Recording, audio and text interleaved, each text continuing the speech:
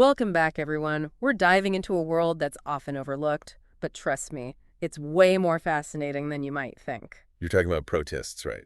You got it. They're everywhere, but they're easy to miss, since most of them are microscopic. And yet, despite their size, their impact is huge. The source material we've got here really digs into that. I know, right? It's amazing. Did you know that the total biomass of all protists is double that of all the animals on Earth? Really? Wow. Double. Double. It really makes you think, huh? It does. Okay, so for anyone who needs a refresher, what exactly are protists? Well, that's the thing. They're kind of defined by what they aren't. They're eukaryotes, meaning they have cells with a nucleus and all that. But they're not plants, animals, or fungi. Right. It's like this catch-all category for everything that doesn't fit in the other kingdoms. Which actually explains why they're so incredibly diverse. There's so much variety in their forms and lifestyles. Yeah, like you've got everything from single-celled algae to giant kelp forests. And some of them even blur the lines between plant and animal. Oh, you mean like the ambiregnal protists? Exactly. They've got characteristics of both. Talk about confusing. It definitely made classifying them a real headache for a long time. Scientists tried to force them into the plant or animal kingdoms, but it just didn't work. Yeah, they just don't play by the rules. So where do we even begin to understand these rule breakers? Well, I think it helps to start with some of the major structural types. We've got the amoebas, the blob-like shapeshifters. Right, I remember those from high school biology. They move and eat using those temporary extensions of their cytoplasm called pseudopods. Exactly. And some of them, like foraminifera, even build these incredible shells around themselves. Really? It's like they're microscopic architects. What are their shells made of? Calcium carbonate. You can actually find them in marine sediments. They give us clues about ancient environments. Wow, that's pretty cool. And then you've got the flagellates, the ones with those whip-like tails that help them swim around. Right. Those tails are either cilia or flagella.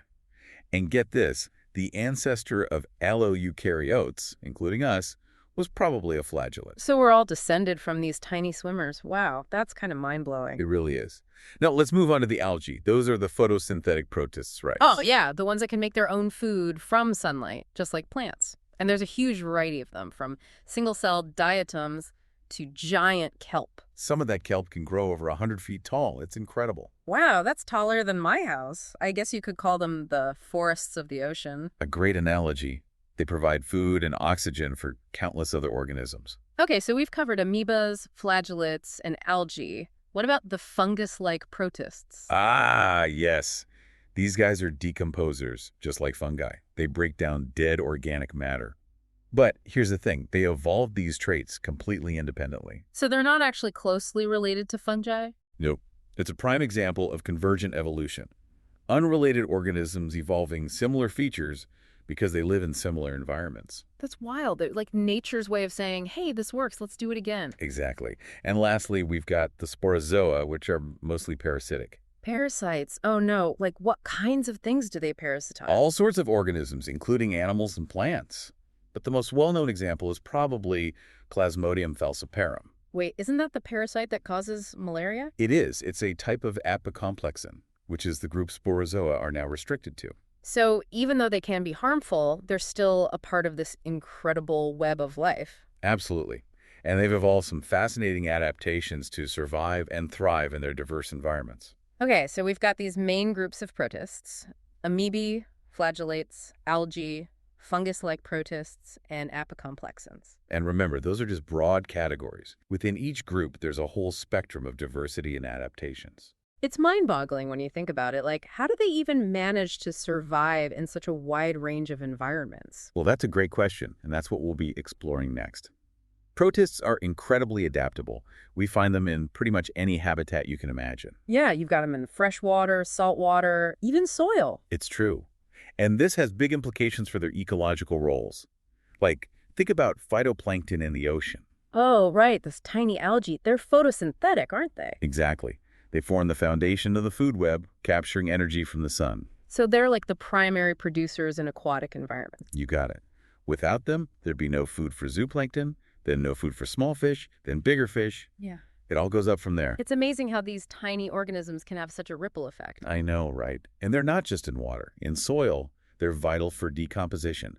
breaking down dead stuff. So they're like the recyclers of the ecosystem, keeping nutrients flowing. Exactly. And of course, many protists are consumers themselves, eating bacteria, other protists, even small animals. It's like a microscopic jungle out there with all sorts of predator-prey relationships going on. Oh, definitely. And then there are the mixotrophs, which we talked about earlier, blurring those lines between producer and consumer. The ones that can both photosynthesize and eat other organisms. Yeah, it makes them super adaptable, able to survive in all sorts of conditions. It's a great strategy for dealing with fluctuating resources. Right. And it also makes ecosystems even more complex than we used to think they were. So mixotrophs are kind of throwing a wrench into our neat categories. They are. And that's just one example of how much we still have to learn about these complex systems. Okay, so we've got protists as producers, consumers, decomposers, but you mentioned earlier that they even impact global climate patterns. Oh, yeah, absolutely. Don't forget about phytoplankton absorbing carbon dioxide from the atmosphere through photosynthesis. Right, so they're kind of like tiny carbon sinks helping to mitigate climate change. That's right. And when they die, some of that carbon sinks to the ocean floor, locking it away. Wow, so they're not just regulating local ecosystems, they're having a global impact. They are. And don't forget, coccolithophores, those protists that make calcium carbonate scales. Wait, aren't those scales what make up things like the White Cliffs of Dover? Exactly. Those iconic cliffs are essentially massive accumulations of coccolithophore scales built up over millions of years. It's wild to think that these microscopic organisms have literally shaped our planet's landscapes. It is. And it all goes back to how ancient and diverse this group is. Studying them helps us understand not just their evolution, but the evolution of all eukaryotic life. Right, you said that understanding protist evolution is like understanding the evolution of all eukaryotic life. Exactly. They hold clues to the origins of things like the nucleus, mitochondria, even chloroplasts. Like piecing together a giant puzzle about the history of life. I like that analogy. And speaking of puzzles, endosymbiosis has played a huge role in that history. Right, we talked about chloroplasts coming from a single endosymbiotic event where a eukaryotic cell engulfed a cyanobacterium. But did you know that mitochondria also originated through endosymbiosis? So mitochondria were once free-living bacteria too. That's the leading theory. An early eukaryotic cell engulfed an alpha proteobacterium, and bam, mitochondria were born. Wow. It's amazing how one tiny event like that can have such a huge impact on the course of evolution. I know, right? And endosymbiosis happened multiple times. It's led to all sorts of new organelles and adaptations. It's like evolution constantly experimenting and finding new ways to create complexity. Exactly. And speaking of complexity, what about the protist fossil record? Can we trace their lineage back in time? Well, that's the tricky part. Most protists are soft-bodied, so they don't fossilize well. Right, but groups like foraminifera and diatoms, DO, have mineralized structures that leave behind traces. Like those calcium carbonate shells of foraminifera you mentioned earlier. Yep, and diatoms have those beautiful silica shells, incredibly diverse and intricate. So those shells can act like tiny time capsules, giving us snapshots of ancient environments. Exactly. Yeah. They help us reconstruct things like ocean temperature and salinity from millions of years ago. It's amazing how these tiny organisms can tell us so much about the history of our planet. It really is.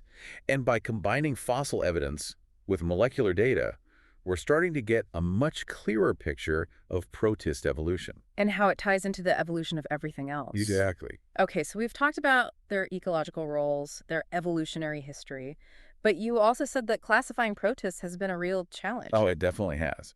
For a long time, scientists tried to squeeze them into the plant and animal kingdoms, but it just didn't fit. Yeah, we've talked about how they break all the rules, so how do we classify them now? Well, the term protista isn't really considered a valid taxonomic group anymore. Oh, what's changed? Molecular data showed us that the old kingdom Protista wasn't a monophyletic group. Meaning it didn't include all the descendants of a common ancestor. Exactly. It was paraphyletic, meaning it was missing some key branches, like animals, plants, and fungi all evolved from protists. So if Protista was a valid group, it would have to include all those other kingdoms. Right. It just didn't make sense anymore. So now we use supergroups, which better reflect evolutionary relationships. Like the ones we discussed earlier. Excavata, SAR, Archoplastida, Amoebozoa, and Apistoconta. Yep. And even within those supergroups, there's still a lot of debate and ongoing research. It's like the protist world is this constantly shifting puzzle, always changing as we learn more. I know, right? It's part of what makes studying them so exciting. There's always something new to discover. I agree. It's amazing to think about how these microscopic protists have shaped so much of our world, the air we breathe, the landscapes.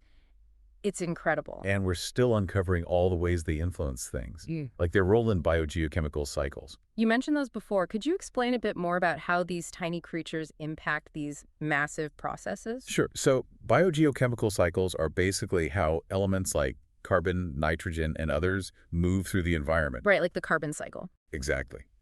We know photosynthetic protists like phytoplankton absorb a ton of carbon dioxide. Yeah, they're like little carbon sinks. But what happens to that carbon when they die? Well, some of it sinks to the ocean floor and gets buried. Over millions of years, it can turn into fossil fuels. So the protists from millions of years ago are contributing to the energy we use today. That's wild. It is. And it's not just carbon. They also play a part in the nitrogen cycle, which is crucial for plants. Some protists can actually convert nitrogen gas from the air into a form that plants can use. Wow, so they're helping to fertilize the planet? In a way, it's incredible how these tiny organisms are doing all this essential work behind the scenes. I know, right? It's easy to overlook them because they're so small, but they're vital to keeping those cycles running smoothly. If they weren't there, things would get out of whack pretty quickly. It's like they're the unsung heroes of the ecosystem. Speaking of unsung heroes, you mentioned how protists have shaped the evolution of other organisms, like us. Right. They've been a food source for other organisms throughout evolutionary history.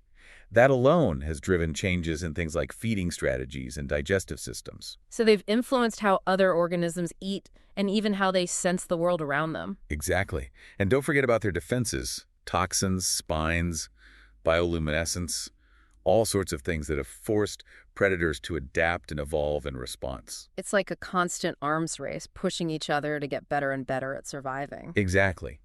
But it goes beyond direct interactions, too. Protists have also shaped the environment in ways that have indirectly affected evolution. The biggest example is probably the oxygenation of the atmosphere. Right. That was mostly thanks to photosynthetic protists, wasn't it? It was. They paved the way for the evolution of all the complex life we see today.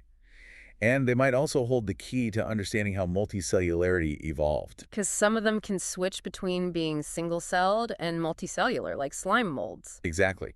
Those sorts of transitions give us clues about how those early evolutionary steps might have happened. It's incredible to think that these tiny creatures have had such a massive impact on the history of life. They really have. And who knows what else we'll discover as we keep studying them.